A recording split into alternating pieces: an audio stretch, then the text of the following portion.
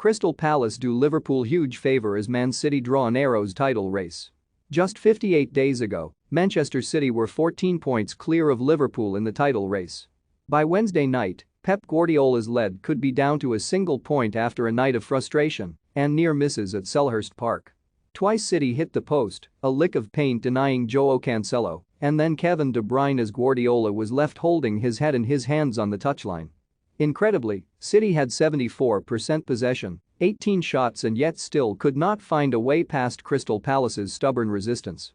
City were excellent in every department except the most important one in front of goal.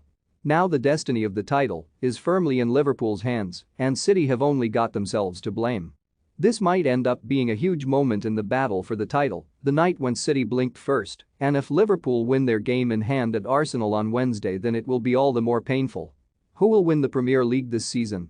Have you say in the comments section below. You can be certain that Liverpool fans were watching, praying and hoping that Selhurst Park, where their own title charge blew up on the final furlong 8 years ago, could be the turning point again.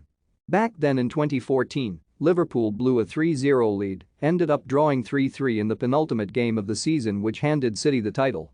City have got 9 games left this time, but this race is so tight that it will inevitably come down to the finest of margins and which of the two title titans blinks first.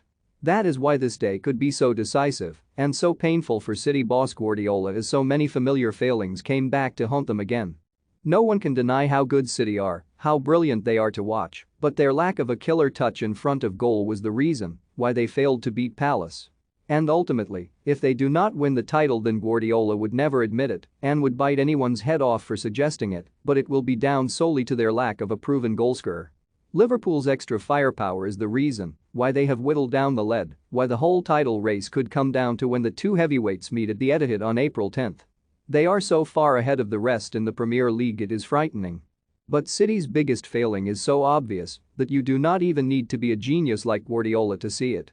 Palace defended heroically, they were magnificent, keeper Vicente Guaita made a string of sensational saves, and Patrick Vieira has built a team full of character, desire and determination. It was De Bruyne and Riyad Mahrez pulling all the strings, but Cancelo's 30-yard blockbuster crashed against a post before halftime to almost send a warning. Palace, who won at the Etihad back in October, did have their moments on the break, but this was about their brave defending as City pinned them back in search of a winner as the visitors got increasingly desperate in the second half.